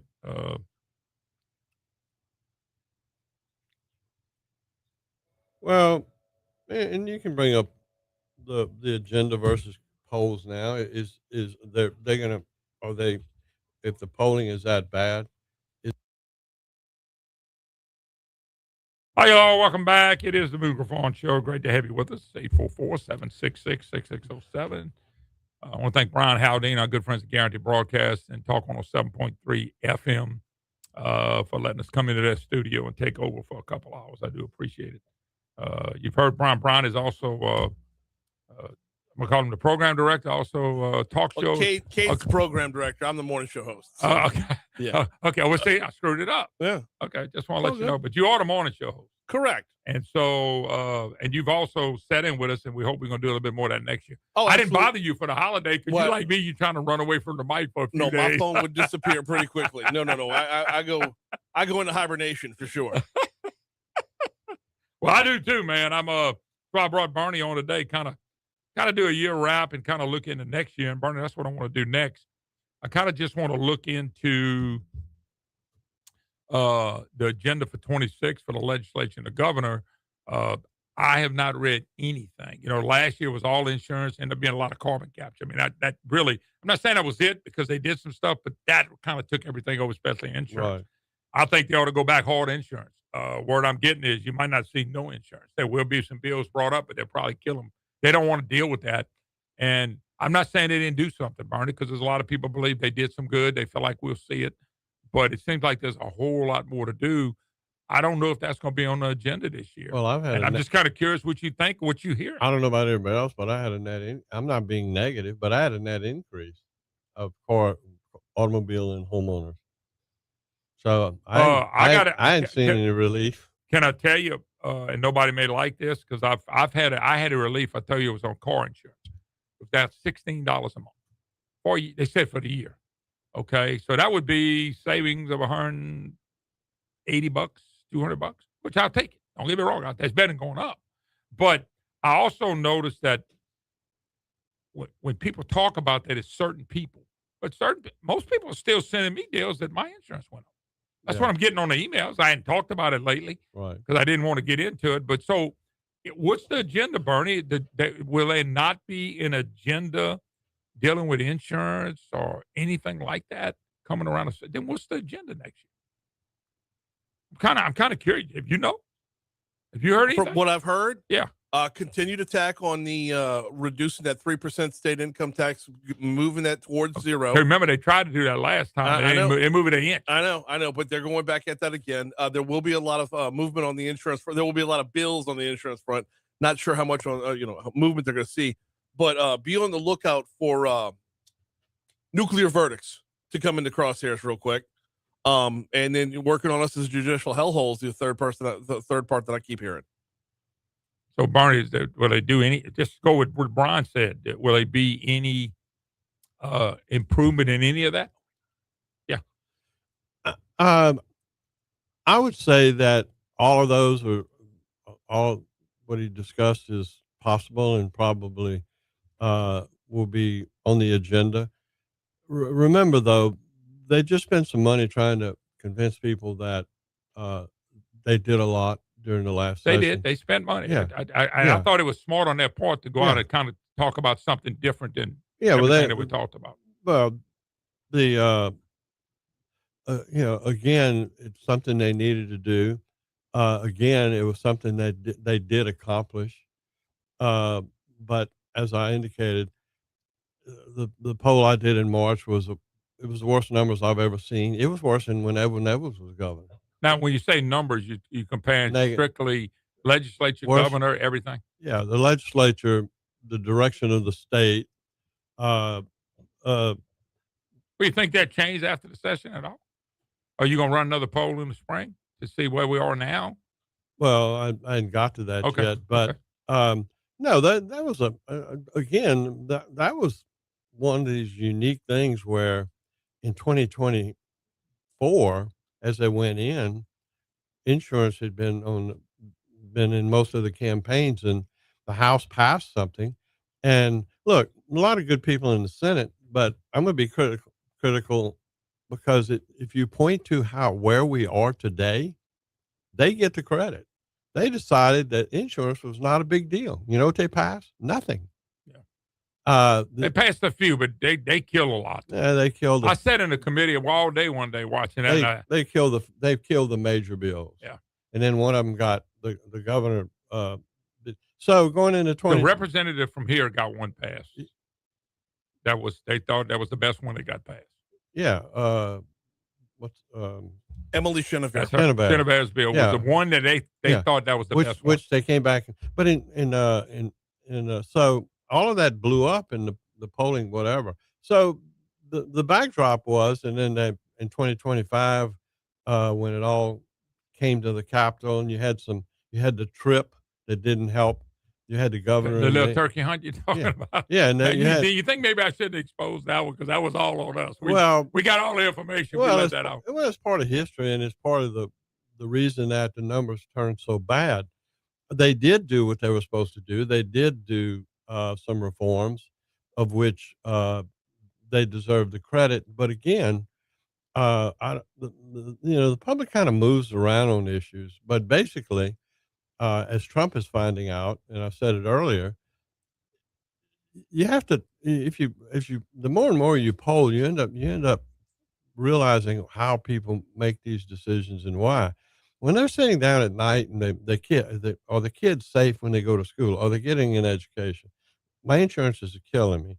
The cost of gasoline, I can't afford the insurance. My kids are going. All of those things impact the family much more than what's going on in the Capitol. Ground meat costing $9 or $10 a pound ain't good. Well, you know who a lot of people eat ground meat. Yeah, you know who was really good at this stuff was Mike Foster. He passed community college legislation. I remember. And let me tell you, we fought the universities.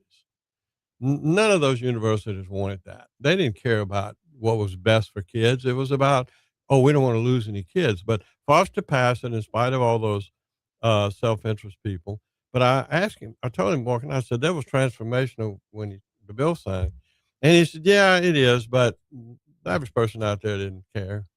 And I looked at him and said, what are you talking about? And he says, they got other problems. I mean, the big business guys, this is something that'll benefit them. It'll benefit their workforce years from now. But he said, Bernie, the average guy is sitting there thinking about you did something transformational 10 years from now. It doesn't affect me today. Mm-hmm. And people are very selfish when it comes to themselves, when it comes to them kids. So if you expect people to care about something you did that's going to affect the next generation. It better affect them. It better affect them today. Today. And by the way, the other question I have, and we may have to come back and answer it, but, I call him half-ass Henry. But Cameron Henry in the Senate, they don't seem to want to move anything forward. It seems like their ties to the big commercial trial lawyers and things. Well, they don't act like there's no urgency with the Senate to fix anything. I don't see the urgency. Maybe it's there. I'll blame the House because they put up with it. When a bill, they have power to stop that too, and they don't. Well, they don't. But bottom line is, when the bill goes over and you put your name on the line, and when you reelection, I'll say just out. Larry will never let that happen. if something came over there and the House had voted on it, and it was a big bill, I asked him about it. By the way, no, we'd never do that. But bottom line is, uh, you know, small bills, whatever. When time was running out, sure they did that. But to not vote on a bill that the House voted on that's controversial, what do you think about the House? Wow, the House makes all these tough votes only to get to the Senate and not get a vote. I mean, that's the frustrating thing. The House went on a line on these votes. Again, they got good House members, but as a group, democracy ends at the interest of the Louisiana Senate. Yeah, it ends. That's a shame too. Yeah, I mean, has it always been like that? Pretty much. Well, I think they've stepped. Me and your take on Hilario is totally different. But that's okay. That's okay. I'm just saying, has it always been like that? Well, no. I asked about has this been a custom? Yeah, wasn't about him. It was a custom. But again, you got a lot of good men and women in there. But as a group, I don't know of any. I don't know if I've ever. Okay, we passed 73% of the House voted for a constitutional amendment. Yeah. They didn't even hear it. They decided, oh, wait a minute. Well, we're all no. They decided we're not going to do major insurance reform. Before I take the break, I'm just going to lay it on the line. Henry said it was his job to protect the Senate from voting. That is BS. 100% their job is about voting. Their job is to vote. That's his job description, and he said, well, I'm going to protect my people from voting. Well, that don't make any dang sense. No, I'll tell you what it Hold your thought. We're going to come back. We got one more segment. You're listening to the Moon Griffon Show. Bernie Pinson, my special guest. We'll be right back. I'm sorry, Bernie. He had already hit me.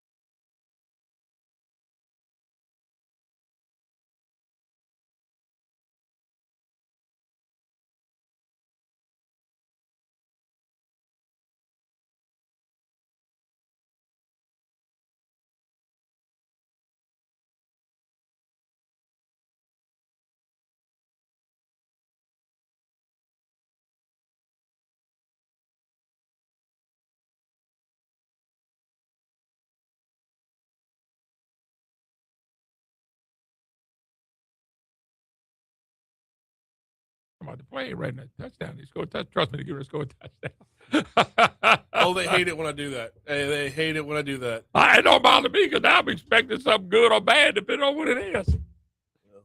Well, there's really nothing live. Everything has a delay. Yeah. Well, and there's latency to get, Right.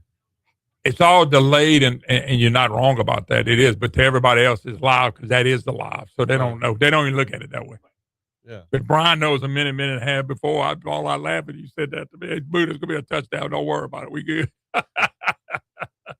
I'm telling you, my brother will do that. He just watches something that we're talking, and it's like LSU game or whatever. It's funny. All right, Barney, I think this last segment's about 8 minutes or something like that. So we'll motor through. I'm gonna let you finish up with the Senate though.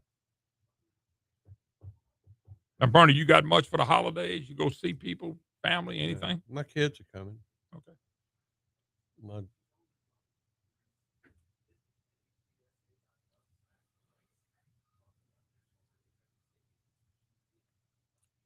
30 more seconds of spots. Do what, bud? 30 more seconds of commercials. Going back in. Okay. I don't know where Deborah's at. Yeah, but I wanted to say hi to her before I got out of here. I ain't seen her in a while. That's about it for me, Barn. I'm going to do Monday. I hope I ain't got to do Tuesday, but if I will, I'll be there. I'm waiting for the Supreme Court to come up with this decision on Cleo Fields. I don't feel good about it now. I was feeling great about it. The part I don't understand, you said we were talking about, how does it go back to open primaries? That's the part I don't get. You don't have no new districts? They're going to move all that stuff back. It's going to be too late. They got to get. Hi, hello. Welcome back. Moon Griffon Show. I'll explain in a minute. 844-766-6607. Matthew James. Tax Pro Hotline if you'd like to be part of the program. Barney Pinson. Real quick, Keith Tate, Shreveport, winner of the Raging Cajun. Keith Tate, Shreveport, and Rick Arrington is the winner of the Kangaroo Pecans, and that's it on the giveaways for the year. So I'm sure we'll do it again next year. Barney Pinson. Barney, I'm just going to go back because, I mentioned the Senate. We talked about tradition and all that. I would just say in Louisiana, the Senate tends to be more of a, no matter how conservative everybody thinks it is, it tends to be more of a moderate left-leaning body. Maybe I'm wrong. Maybe I'm wrong. But it tends to be to me. Well, here's what's that's what happens. Here's what's amazing about it, and the people who compliment them are the liberal media, because they love them. They love them. No, they love them. Yeah, they're out of touch with Louisiana. Trump voters are right wingers. Yeah. They don't agree with what they do. I mean, you don't need a poll to tell me that. So the people that compliment the Senate, I never hear conservatives compliment the Senate. It's always the liberal. Well, you know what? Now you got 27 or 28 senators that are Republicans. Yeah. But out of those, you don't have 20 conservatives. I don't think you have 20 conservatives. I think you're probably closer to 15, 18 that are pretty strong. The problem with Republicans, not only in Baton Rouge, but in Washington, D.C., you all never have quite enough to get over the hump. You never have quite enough to stop anything because there's always a batch of Republicans that you just don't know where they're going to go. Right. And I think that's in Washington. You can look at Collins. You can look at Murkowski or whatever her name is from Alaska.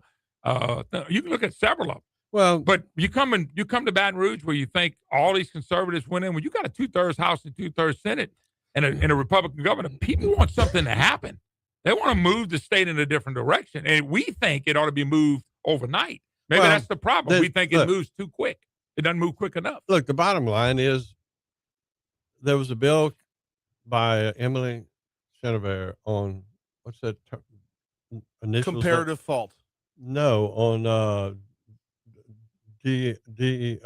diversity. DEI. Okay. It didn't pass the Senate. No, that flew through the House. Yeah.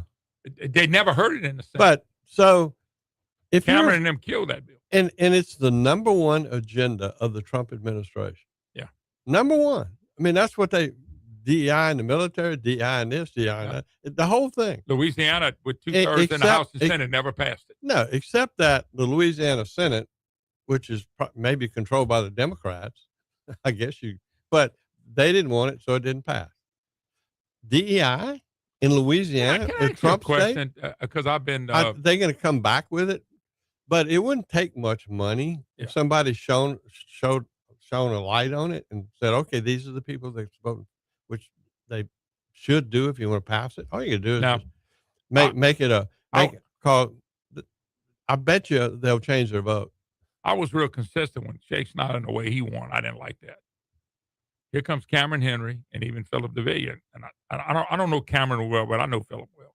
And I went nuts over them putting Democrats in place of committee chairs. Well, and Bernie, I don't care what anybody says. I tell you, Barack Obama looked at John McCain and said, "Y'all lost, we won. Losing has consequences." In Louisiana, losing don't have consequences for Democrats. And then we can go into the Cleo Fields debacle which was absolutely ridiculous and shameful the way that happened.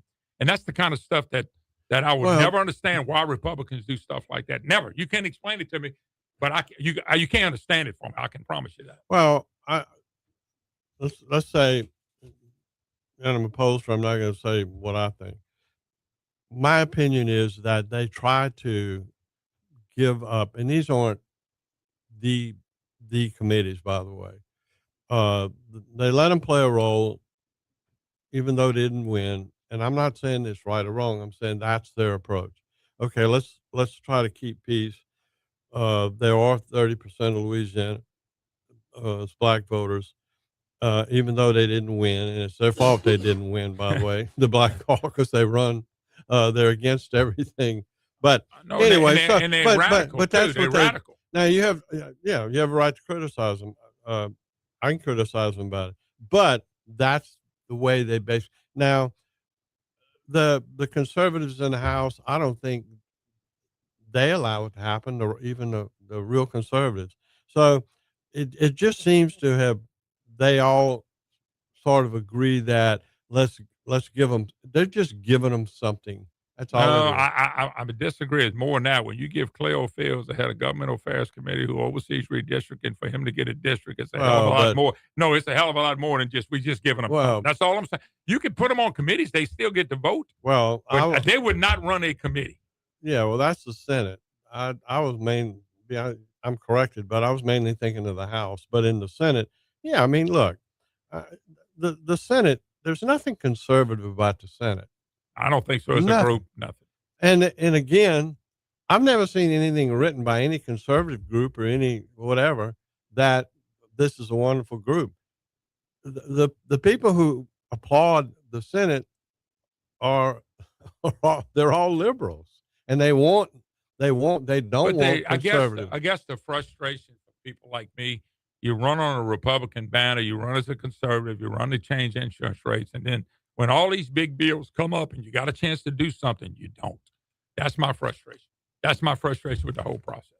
Well, I just said that the reason that you don't find a lot of conservative groups praising him or people like Alan Seabaugh and who's a real conservative. By the way, and who is running for district attorney, and if he wins, you're getting ready to lose Alan Seabaugh, who's I thought was solid. Well, but you ain't gonna have him. I don't think you'll have anybody close to that. Well, the Senate may not like this, but when I talk to when I consider conservative, that they tolerate the Senate, but they don't really think they get a lot done as far as the agenda of the Trump type agenda and the social agenda. I'm not going to say they're everything they do is bad. I'm not going to be negative about it, but it's just their style. We're going to have to do this again next year. Merry Christmas to you. Merry Christmas. I'll see you in a year. God bless. Brian, thank you for sitting in, man. I appreciate you. God bless. Walk, I appreciate it. We'll be back live on Monday. See you then.